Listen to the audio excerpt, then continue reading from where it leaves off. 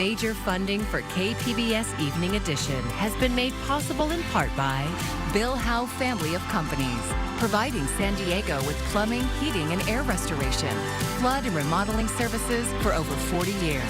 Call 1-800-BILL-HOWE or visit billhowe.com.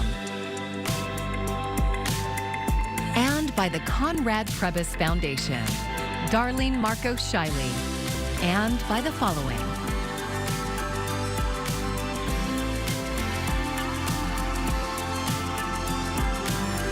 And by viewers like you. Thank you. Tonight, hundreds of students are demonstrating at UC San Diego. Thanks for joining us. I'm Maya Trabulsi. They're protesting the Trump administration's policy of mass deportation. And KPBS reporter Alexander Nguyen is live at UCSD. Alex, what are the students saying? Good evening, Maya. This event is hosted by the Students' Civil Liberties Union. These students are here protesting against mass deportations and the threat of deportations at schools and places of worship. Last month, the Trump administration said it would allow immigration arrests at schools, churches, and hospitals, ending a policy that's been in effect since 2021. I talked to some students earlier today, and this is what they said. We have a lot of international students and a lot of undocumented students here on this campus, and these are our classmates, our peers, our friends, and it's really important that we stick up for each other, and when we see injustice happening, we speak out about it. It's good to see students standing up for what they believe in, especially in a time when so much is changing.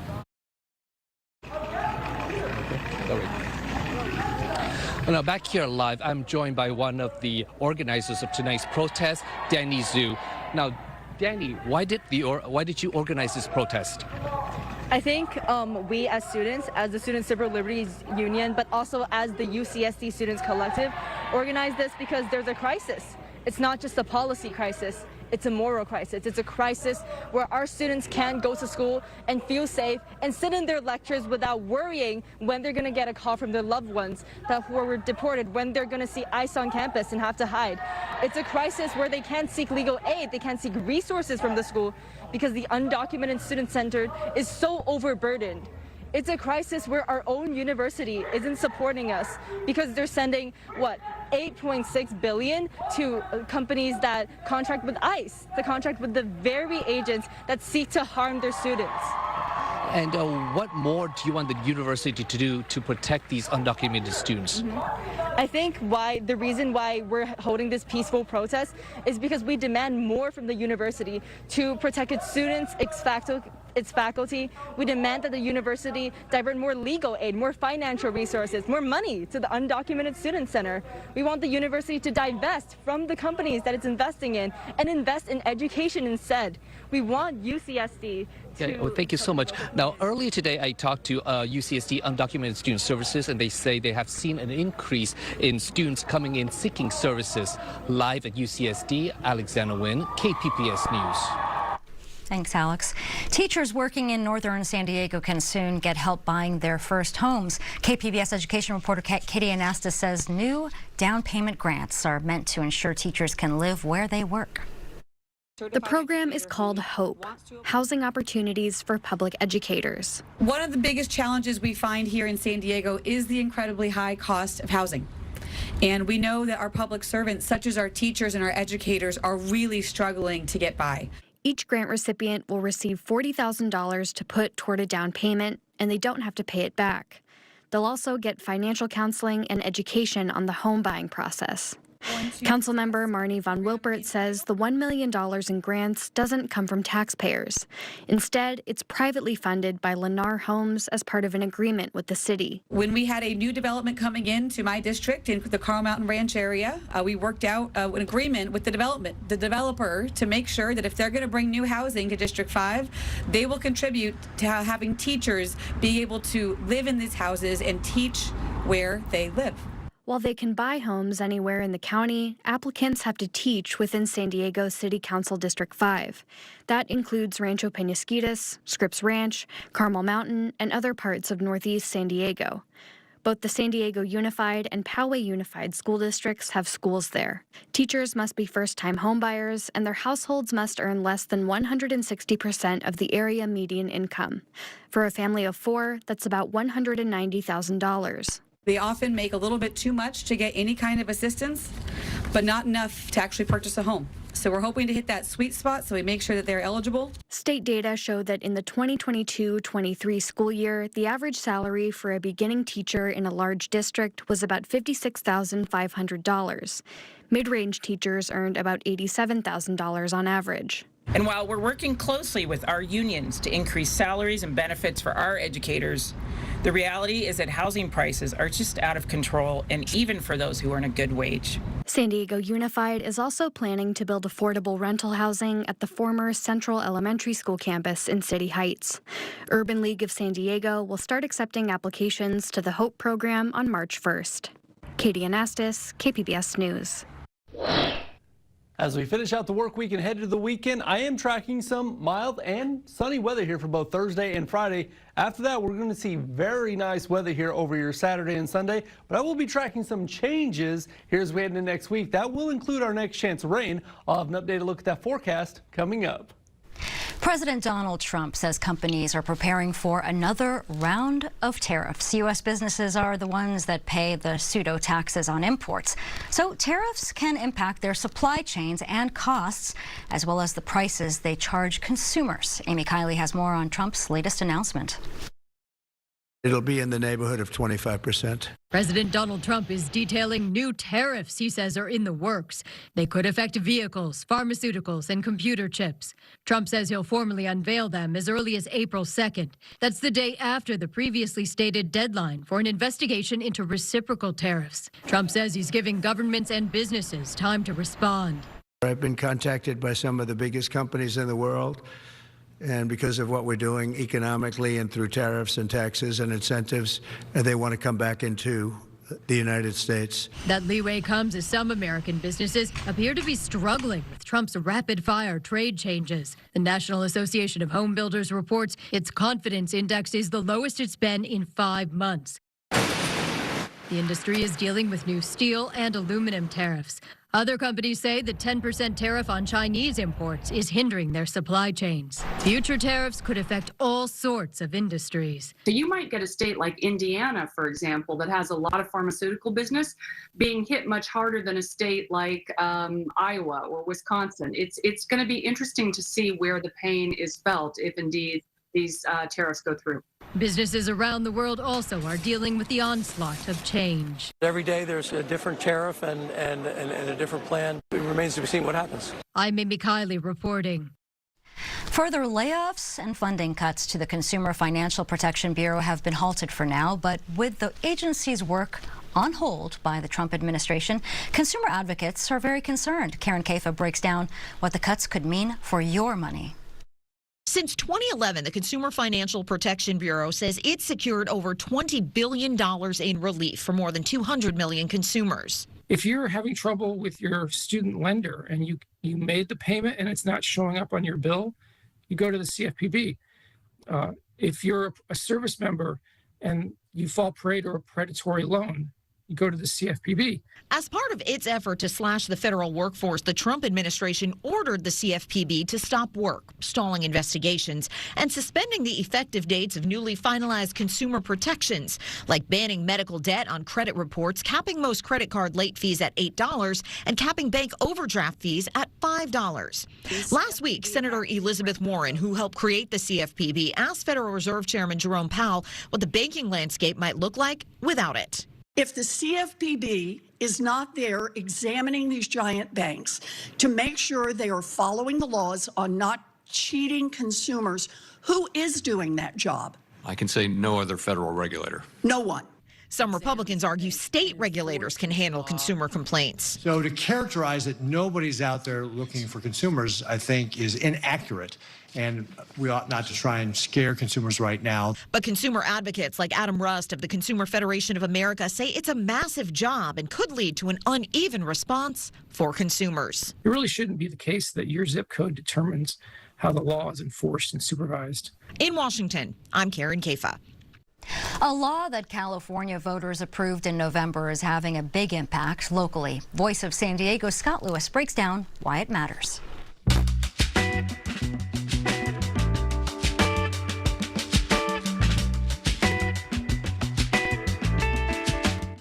About 115 people are in jail right now who would not have been last year, and that's because of Proposition 36. It passed in November and turned certain property and drug crimes from misdemeanors into felonies. It reversed a proposition passed 10 years before called Proposition 47. So let's look at how it's impacting San Diego now. Police have arrested about 400 people on Proposition 36 related crimes. They've booked them into jail. None of that would have happened, not the jailing, not the arrests, without Proposition 36. It's exactly what the police and prosecutors who supported Proposition 36 wanted, but handling those new arrests is going to be a difficult challenge. Sheriff Kelly Martinez told us she expects much more pressure on the jails, not just from new felony convictions, but from people who want to take their case to trial because the stakes are now higher. We anticipate that number will increase over the next year because people are not going to be as likely to plea to crimes where they might have before because the ramifications is much more important. So same with some misdemeanor offenses, that if people plead to some of the misdemeanor offenses, they will then be stackable as a felony. The last thing she said is an important point. Prosecutors can now look at misdemeanors that occurred over the last decade and add those together to prosecute somebody at a higher level because of what they're accused of now. Before Proposition 36 passed, theft of items worth $950 or less was a misdemeanor. Now that's a felony if the person has 2 or more past convictions for that same kind of thing. If someone commits a crime that has to do with drugs, the law pushes prosecutors and courts to say that that person can either go to jail or get treatment. But crucially, there are very few places to get treatment right now. And the jails are falling apart. The sheriff said that the Vista Detention Center is basically at the end of its useful life. It's going to take $300 million to build a new one. But the county is wrestling with a deficit. Last year, sheriff's deputies and others floated a new jail tax on properties to fund the jails, but it didn't go forward. We'll watch to see if it does this year. I'm Scott Lewis for Voice of San Diego, and that's why it matters. Voice of San Diego is one of our partners for the Public Matters Initiative. You can learn more at kpbs.org/Public Matters. The San Diego Reader, a free alt-weekly magazine, has ended its 52-year print run. KPBS arts reporter Julia Dixon-Evans visited the publication's Golden Hill offices. Worn black filing cabinets stacked 12 high hold nearly every San Diego Reader issue ever printed. Approximately 26,000. There it is. So my first piece... Longtime editor turned owner Matthew Licona calls it a living record of the city. A lot of identity is memory, and this here is a memory of San Diego that was available to the whole city, that asked and answered every week the question, what's it like in San Diego? For decades, San Diegans picked up the Reader at cafes, liquor stores, and street corners. Its pages mix long features with concert listings, columns, and reviews of theater, film, music, food, and even fishing. But the February 13th edition was the last. Jim Holman started the Reader in 1972. So the first 5 years were very precarious. You know, I was borrowing money from all kinds of people to try to make it work. Finally, after 3 years, I think it was, we started to break even. Then we grew little by little by little, and there was never any trouble until Craigslist. At its peak, the Reader sometimes topped 200 pages, fueled by free classifieds. As classifieds dwindled, so did the page count. Therefore, so did ad revenue. Licona bought the Reader from Holman in December for just $1 and is determined to keep it going even without print. But he's watching the finances closely. There's a hard number, and if we get down to that number, it's got to end, but it will not end unless we get there. It's very much what I love and what I will do if I possibly can. The Reader will close the Golden Hill office and lay off production staff, but Licona and freelancers will continue publishing online. Julia Dixon-Evans, KPBS News. Sad to see it go. Well, egg prices skyrocketed over the last month and the last year, and in some places they're hard to find at the grocery store. That has led to a surge in interest in backyard chickens. But as Karen Kafo reports, they may not yield those golden eggs households want. Birds of a certain feather are popular right now, and affiliate farmers of Pennsylvania-based Rent the Chicken are trying to keep up. They get whichever coop they want, however many chickens, a bag of feed. Rent the Chicken does exactly what the name implies, the delivery of a coop and a couple of chickens for customers to keep for 6 months and then return. 2 backyard chickens could deliver 8 to 14 eggs per week. People want the fresh eggs and a good experience. Empty grocery coolers, store-imposed limits, and egg surcharges at restaurants, the results of a nationwide avian flu outbreak that dates back to 2022. We continue to have outbreaks at egg farms. Wipes out all the egg-laying hens, and so we get this sudden shock to supplies. According to Bureau of Labor Statistics data, the price of a dozen eggs jumped 15.2% between December and January and 53% over 1 year ago. David Anderson, professor of agricultural economics at Texas A&M, says backyard chickens may not yield the savings households want because of feed and upkeep costs, but could yield other rewards. From a dollars and cents standpoint, it probably doesn't work, but I think there's a lot of non-monetary benefits from this that people enjoy. The kind of you take some pride in producing this yourself. Kathy Shea Mormino calls herself the Chicken Chick, and her website is a compilation of things backyard chicken keepers need to know. They're not an animal that you just put in the backyard and take eggs out of the coop like a vending machine every day. Everything from knowing local zoning ordinances to coop placement to keeping avian flu out of a small flock. They require a fair amount of time and attention, and several times a day at a minimum, you need to check in on them, check in on their food and water, and collect eggs and close them up at night. Her bottom line, it's a long-term care commitment. And whether renting or owning, getting something out requires putting an investment in. In Washington, I'm Karen Kafo. An effort is underway to save what remains of some homes following January's destructive Eaton fire. Elise Martinez reports from Altadena, where an expert is working free of charge to salvage old historic tiles used to construct a fireplace. Piece by piece, masonry contractor Cliff Douglas is preserving a small part of Altadena history. I got it. Douglas is with Save the Tiles, an organization working to rescue these antique tiles, some more than a century old. These are called batch elder tile, started in 1910 in Pasadena. They're a local tile, so that's why they're in a lot of the homes up here. In Altadena, chimneys and fireplaces are some of the only things that survived the intense heat. The important part is just to try to give the owners a little something back. Douglas and his crew are working against the clock as the Army Corps of Engineers gets ready to clear out properties. He says there are dozens of homes with these renowned tiles inside. And we're trying to beat the bulldozers across town are moving this way, so we'd really like to get as many down as we can. It just would be a shame to see any of this tile go to the dump. They're unusual, very unusual. These tiles were part of Valerie Elashi's 100-year-old home that she soon hopes to rebuild. It's kind of impossible to build this house because it was so unique, but we could at least preserve the flavor of it by utilizing the tiles on the fireplace. And she says she's grateful for people like Douglas and Save the Tiles who are doing this all for free. These people are going out of their way to help us homeowners kind of recover and also to save a piece of Pasadena history. Safeguarding the past, one tile at a time. In Altadena, Elise Martinez.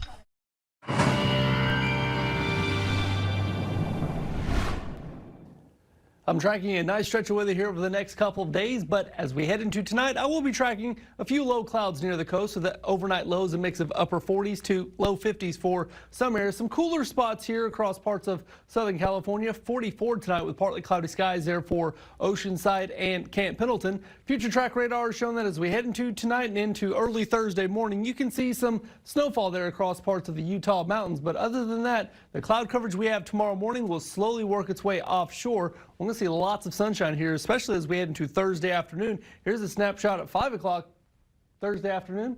For some areas, not a cloud in the sky. Really nice weather here continuing. We're going to be in a dry stretch of weather here over the next couple of days, and that'll last as we head throughout Thursday and Friday. So here's the overall setup across the Southwest for Thursday. Dry and mild here across the Four Corners and into Southern California. So for tomorrow, we'll see plenty of sunshine. Highs will be a mix of 60s, 70s, even some 80s there in the desert. So overall, pretty nice forecast. Very mild for this time of year. High pressure dominates the forecast here as we head into Friday. So we'll still see those dry and mild conditions continuing even as we head into the weekend. Coast 5-day outlook here for your extended forecast. Once again, really nice weather here for your Thursday and Friday. I'll be tracking lots of sunshine in the forecast. Overnight lows will be in the 40s. Afternoon highs will be in the 60s on Thursday, jumping back up into the 70s on Friday. And I said that was going to be a good weekend, and there it is right there. Sunny skies, highs in the mid-70s. We will see temperatures dip a little bit on Monday, but overall, get ready for a sunny stretch of weather.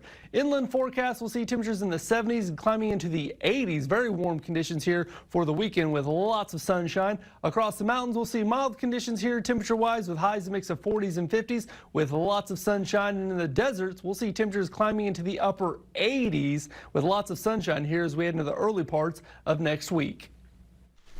The Wicked Witch of the West and Glinda the Good have landed in San Diego. The national tour of Wicked arrives hot off of the heels of blockbuster film adaptation that captivated fans in November. KPBS's Gloria Penner fellow Elaine Alfaro takes us backstage to meet the actor bringing Elphaba to life.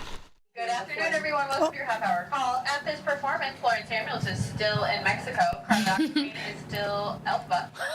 You can hear Carly Augenstein laugh as the intercom announces that she'll be playing Elphaba tonight. For those unfamiliar with the show, Wicked tells the story before Dorothy drops into Oz. It reveals the truth behind the wizard's rule and the Emerald City's polished image.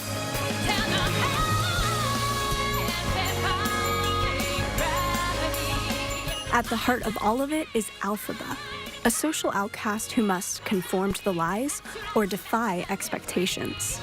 I feel like anybody who's ever felt different or kind of like an outsider can relate to Elphaba so hard. I was always kind of a weird kid.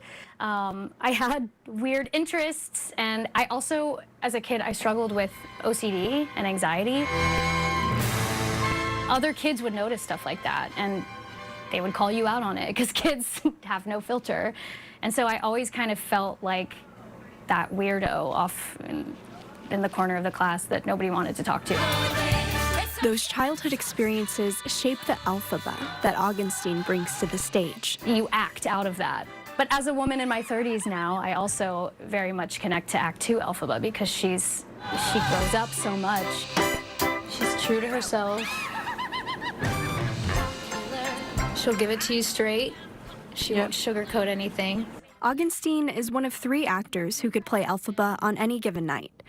There's the principal, the standby, and the understudy. As the standby, I'm sort of the first line of defense, so I step into the role, so I'm doing the role all week. On tour, Elphaba is the only character that has a standby role, but Augenstein has grown close with a tight-knit community of swing actors, performers who master multiple roles and step in whenever needed. I made it a priority to really make sure that I socialize as much as I can, and just having swings around to hang out with has been huge. With about 45 minutes until showtime, her co-stars' voices drift through the dressing room doors as they warm up. Inside, Augenstein undergoes what the cast calls getting greenified. It's the intricate makeup process that transforms her into Elphaba. She recalls the first time she saw herself in full costume. I was in shock. I couldn't stop staring at myself. I took so many pictures. I sent them to my family. And I did feel really beautiful. I felt gorgeous. And I do, every time I get green, I'm like, man, I wish I were green. Her makeup supervisor tonight is Christina Tracy. I really think that the makeup is so important for this story because the designer, Joe DeLude, when he was training me on the makeup, what he wanted was for the makeup to be so subtle that people kind of forgot that she was green as they started to fall in love with her, and that The real only difference between her and everybody else in the show is that she was just green. Tracy has worked with multiple Elphabas over the years. Every person that plays Elphaba has to do it their way because it's so hard. You can't do this role if you don't do it your way. That's how I see it. The transformation from Augustine to Elphaba takes about 30 minutes. As the green makeup sets, she reflects on the impact of the film adaptation. I don't think it's really had an effect on how any of us interpret our roles, because that's kind of its own world. But it is something that's always kind of in the back of our minds. I think about that all the time, all the young kids who are seeing the movie and are gonna fall in love with the show. It's special. For her, making theater accessible to those kids is just as important. I also love the fact that we get to do sensory performances in certain cities. A sensory performance is for people with different disabilities, people that may be on the spectrum, for people with, all sorts of neurodiversity. I have seen, just from doing this show, we're able to bring it to so many more people. The more people we can bring this show to, the better, because it's for everybody. And in a moment like this, that impact feels even greater. I feel like no matter what year it is, you can be like, man, this is so timely. This is exactly what's happening right now. No matter what's happening in the world, it matters. Elaine Alfaro, KPBS News. What a cool story by Elaine. And you can find tonight's stories on our website, kpbs.org. Thanks for joining us. I'm Maya Trabulsi. Good night. Major funding for KPBS Evening Edition has been made possible in part by Bill Howe Family of Companies, providing San Diego with plumbing, heating, and air restoration, flood and remodeling services for over 40 years. Call 1-800-BILL-HOWE or visit billhowe.com. And by the Conrad Prebys Foundation, Darlene Marco Shiley, and by the following.